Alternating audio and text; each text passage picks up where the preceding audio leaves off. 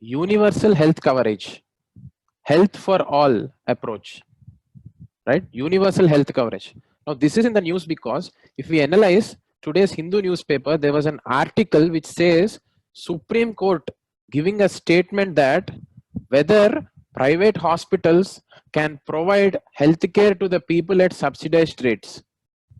There was a statement given by Supreme Court asking our government of India if it can take some initiatives so that private hospitals can give health treatment at subsidized rates. Now, this statement was made by Supreme Court in the present context of Corona. There is a healthcare scheme that is being implemented by government called Ayushman Bharat. This is a healthcare scheme. Now, under this healthcare scheme, health treatment is being done to some poor families, right? So in the present Corona context, for treatment for these Corona patients, according to this healthcare scheme, it takes around 4,000 rupees. But if you go separately to a private hospital for treatment, it takes around 50,000 rupees. So now what the Supreme Court is proposing to the government is, why can't government extend this Ayushman Bharat healthcare scheme to all the citizens of India, right? So this is the proposal that is being put forward by Supreme Court. So in this context, we will be discussing what is this universal health coverage and what is this concept of health for all. Before we discuss this, we need to know an important phenomenon called corporatization of healthcare. It's very important with respect to mains. Now, if we see the present scenario, healthcare is not seen as an essential good. It is commodified now. We can see more and more private hospitals coming up, charging exorbitant rates for the healthcare they are providing. Now, healthcare is being seen as a marketable commodity rather than as an essential subject. Now, here is where the problem comes. When private people see this healthcare as a economic activity, as a business activity, as a profit motive activity, then inclusive healthcare is difficult. Not all people can afford the rates which these private hospitals charge for providing the healthcare, right? On the other hand, if we see the infrastructure which the government runs, the government hospitals are not so well equipped. They don't have the necessary infrastructure or the funds to take care of all the poor people. Now, here is where the problem comes. Because on one side, the government infrastructure is not proper regarding healthcare. The hospitals are not well equipped to take care of all the poor patients. On the other hand, the private people are seeing this as a corporate activity and charging high rates. This is making people or forcing people to do whatsoever they can to pay the amount to the private hospitals because they are unable to get the service from government hospitals. This is pushing a lot of people into poverty. Just to pay the hospital charges for the private people, many people every year in India are being pushed into poverty. Now, this is the phenomenon of corporatization of healthcare. Because of this corporatization of healthcare, inequalities are increasing in India. Not all people are able to afford for the healthcare services that are being provided by private people, right? So some of the effects because of this corporatization of healthcare, because of commodifying healthcare as an economic activity, some of the effects are, first thing is it is difficult to alleviate poverty in India, right? It is in fact pushing people into poverty. That is the first effect.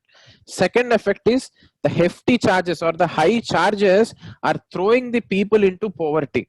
And the other important implication is we talk about demographic dividend. Demographic dividend means the effective population of India in the age group of 15 to 59 years of age. The working age group people in India are at the maximum now. Now India has the most youngest population.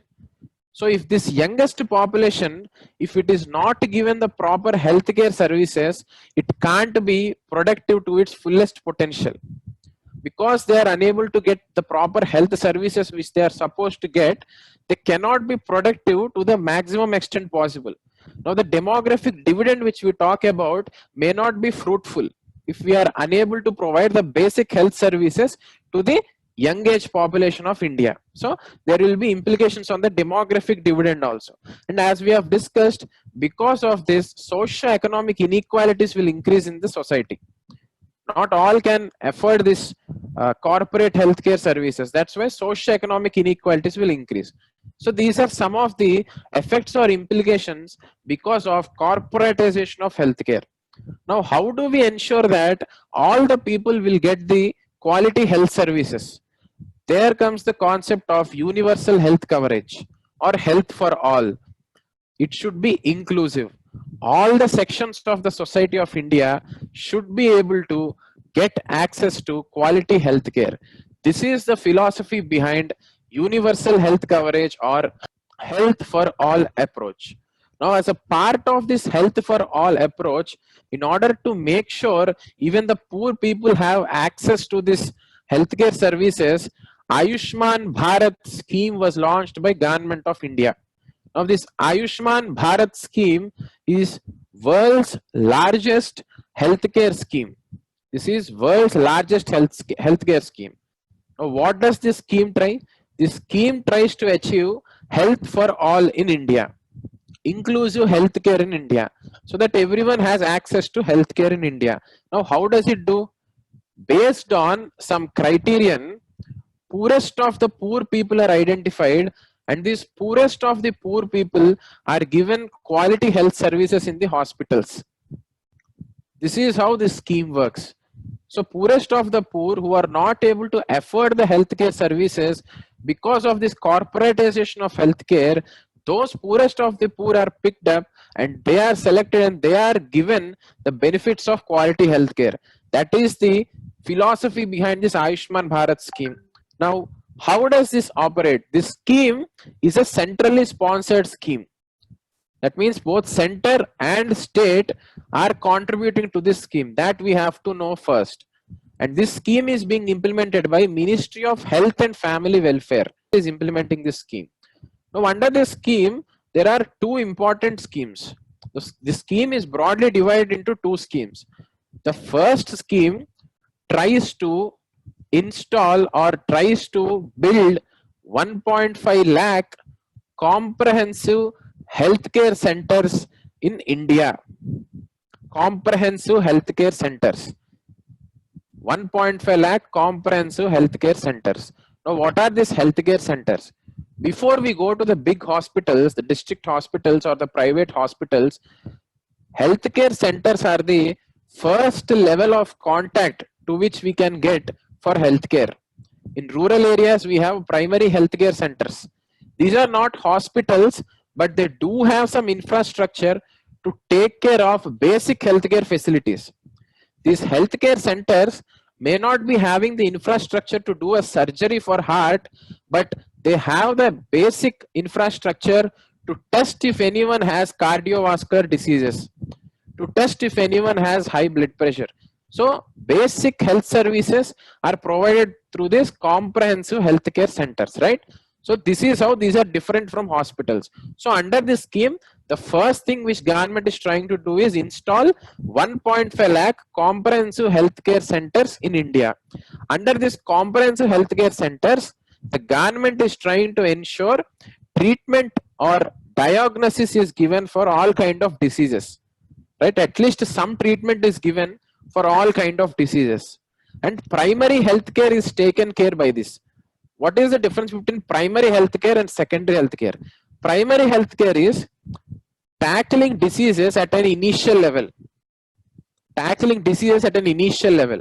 Secondary and tertiary healthcare is tackling diseases at an advanced level.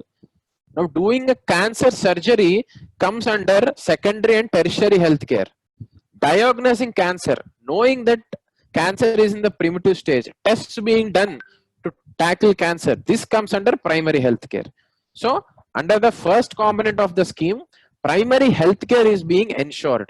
And the third thing is detection and treatment of cardiovascular diseases. Detection and treatment up to some extent of cardiovascular diseases is also being done in this comprehensive healthcare centers. And the fourth thing is maternal and child services are also provided. Maternal and child services, nutritional needs, All these are also provided through this comprehensive healthcare center. And vaccination is also provided to the newborn children and lactating pregnant mothers. Vaccination is also given. That is also a component under this comprehensive healthcare center. And the other thing is essential drugs and diagnostic tests are also provided under this comprehensive healthcare center, right? So if these services are actually provided to the people, they need not go till the secondary and tertiary level, because at an early stage we can ensure people are healthy. That is primary healthcare center. So the first scheme is comprehensive wellness and healthcare centers of 1.5 lakh to be set up in India. And some of the things are primary healthcare, detection and treatment of diseases, screening for cancers, maternal and child services, vaccination, and essential drugs and diagnostics, right? This is the first component. The second important component is Pradhana Mantri Jan Arogya Yojana. Pradhana Mantri Jan Arogya Yojana. This is a health insurance scheme. This is a health insurance scheme.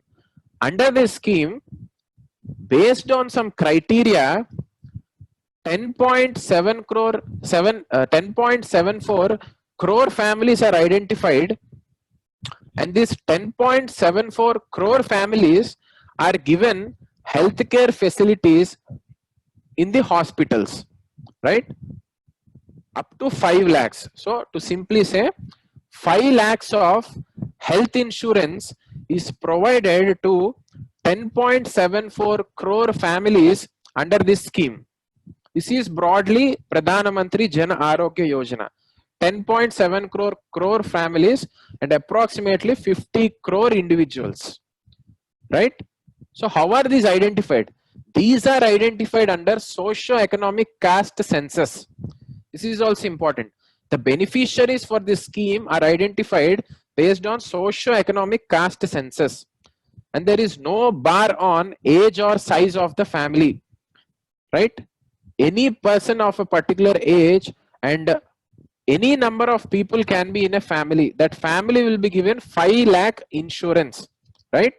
And also even pre and post hospitalization services are also included in this. That means not only the compensation or not only the money required for health treatment, but also pre and post hospitalization. Even those expenses are also covered under this scheme. And as we have discussed before, this is a centrally sponsored scheme.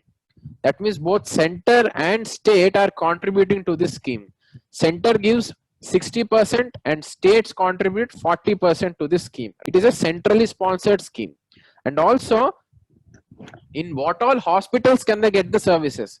Not in any hospital, only in those hospitals which are empaneled private hospitals and all the public hospitals. Now, what are these empaneled private hospitals? Not all the private hospitals give this health insurance to the people or give treatment to these people. Only those hospitals that are willing to register with the government under this scheme, those are known as empaneled private hospitals. Only those hospitals will provide these healthcare services, the secondary and tertiary healthcare services to the people, right? And the public hospitals. So public hospitals and empaneled private hospitals. And in every hospital, this scheme talks of keeping an Arogya Mitra. Now this Arogya Mitra is basically a healthcare service professional.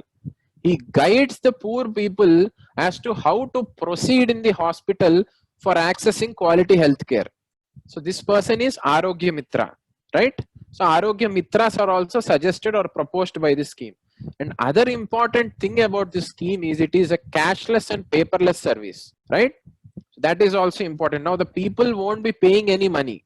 The actual process for this scheme is those people who are identified under the socio-economic caste census, they can go to the private hospitals, the empaneled private hospitals, and claim for any surgeries. Then there would be an insurance company which would be coming and paying the hospital under the behalf of these poor people.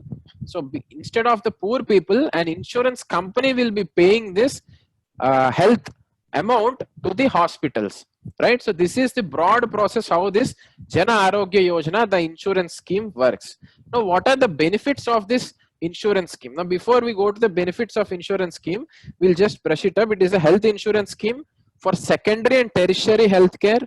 10.74 crore families or 50 crore individuals and 5 lakh rupees per family, and there is no bar on age or size of the family. Pre and post hospitalization services are also included, and it is a centrally sponsored scheme, and not all hospitals but only public hospitals and empaneled private hospitals will provide the services, and cashless and paperless services, and Arogya Mitras. These are some of the things we have to remember about this scheme with respect to prelims perspective. Now, with respect to mains perspective, we'll try to see what is the use of bringing out such an health insurance scheme. The first thing is accessibility and affordability healthcare. Accessible and affordable healthcare can be promised to the poorest of the poorest people in India, right? So this is the first objective that can be achieved: affordable and accessible healthcare. The second thing is this reduces out-of-pocket expenditure of the poor people.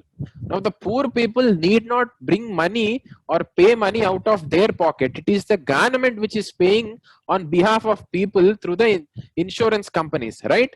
So when people are not paying from their pocket, they need not spend such huge amounts on health services, and ultimately they will not be thrown into poverty, right? So that is the second thing. Reduces out-of-pocket expenditure of the poor people. And the third thing is, in this way we can ensure demographic dividend is not disturbed.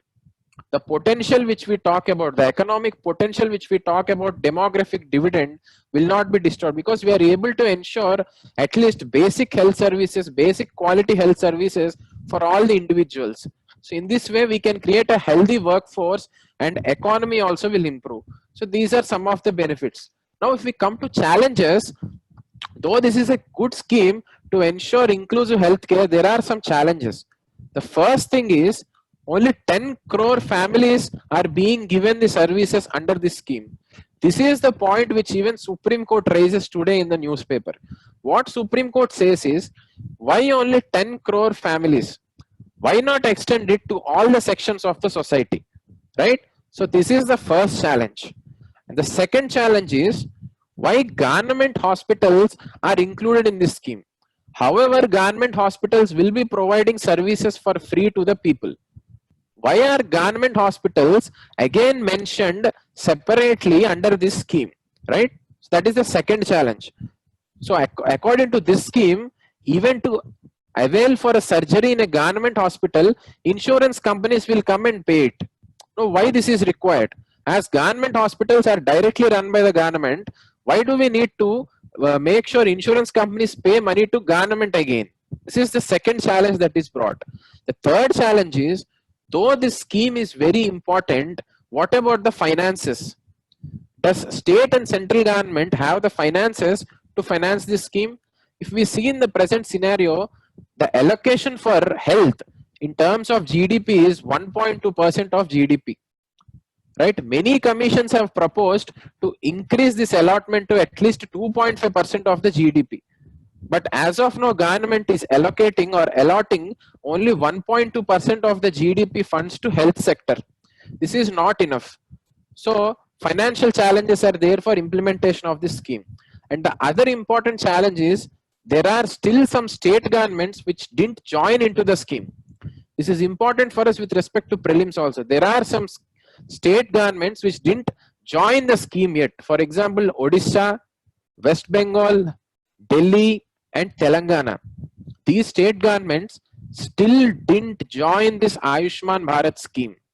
So that is also an important challenge. The other important challenge is, though we are able to ensure access to quality healthcare, what if there is no hospital in the vicinity? If we see the rural areas, healthcare infrastructure is very poor. Doctors ratio is very less. Doctor to population ratio is very less.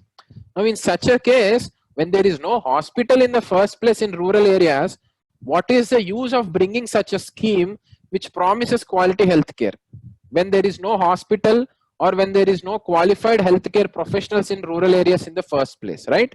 So lack of health infrastructure and lack of doctors in the rural areas. This problem has to be tackled first before we introduce such a scheme. That is another challenge brought to the scheme. The other important challenge is some technical issues in providing cashless treatment. That is also a major issue, right?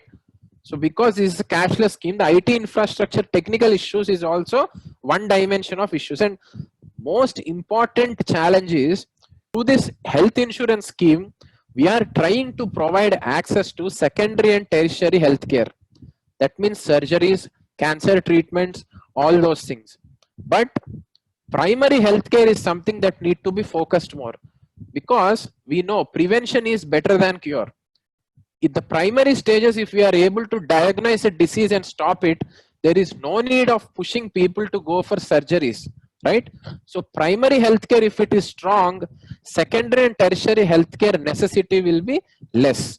So focus should be equally on primary healthcare centers also, apart from this secondary and tertiary. That is another criticism that is brought about this bill. So these are some of the challenges: states not joining, finance is less, lack of health infrastructure and doctors, technical issues in cashless treatment, why government hospitals are again mentioned separately under the scheme, more emphasis should be given on primary healthcare and not on secondary or tertiary, and why only 10 crore families. This is what even Supreme Court raises. Now, is it really inclusive healthcare? Because apart from these 10 crore families, those families which are unable to access the health benefits, they again have to pay the health services from their own pocket. So again, there are high chances that they might be thrown into poverty just because of paying these hospital charges, right? So in this context, what should be the way forward for making this Jan Arogya Yojana a better scheme? The first thing is cooperative federalism should be there. States should actively participate. After all, health is a state subject. Health is a subject that is under the control of the state. So states should come forward and take significant initiatives. That is the first thing. The second thing is government expenditure should increase. Rather than going for this insurance companies based model, directly government should invest more in healthcare infrastructure, because when we give scope for private hospitals and insurance companies, there are high chances they can charge more prices for the surgeries just because they can get good money from the government. There is high chance that this can happen.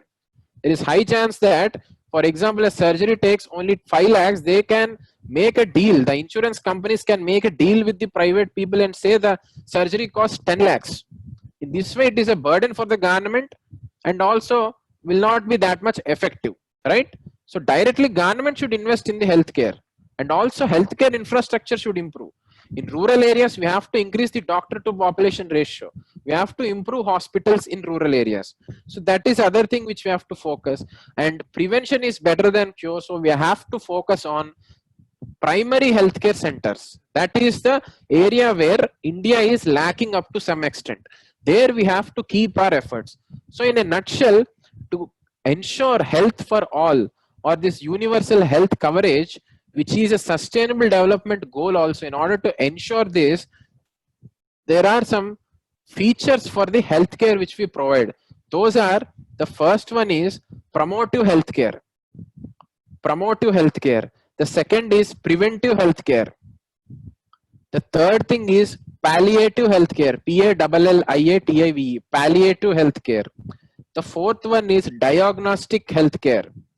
Fifth one is inclusive healthcare. And the sixth one is curative healthcare. Promotive means it should promote about good health practices. That dimension should be there. And preventive means, as we discussed, primary healthcare centers should be more emphasized. Palliative means for chronic diseases like TB or pneumonia or other such diseases, specialized treatment is required. Diagnostic healthcare means curing the disease is equally important, but also diagnosing the disease beforehand itself is also important. Diagnosis also should be there. Diagnostic healthcare should be there. Inclusive healthcare, that means all the sections of the people should have access to public health facilities. and curative healthcare. That means the secondary and the tertiary healthcare services which we provide, curing the diseases. So all these dimensions, all these 6 words which I have mentioned are required to ensure health for all.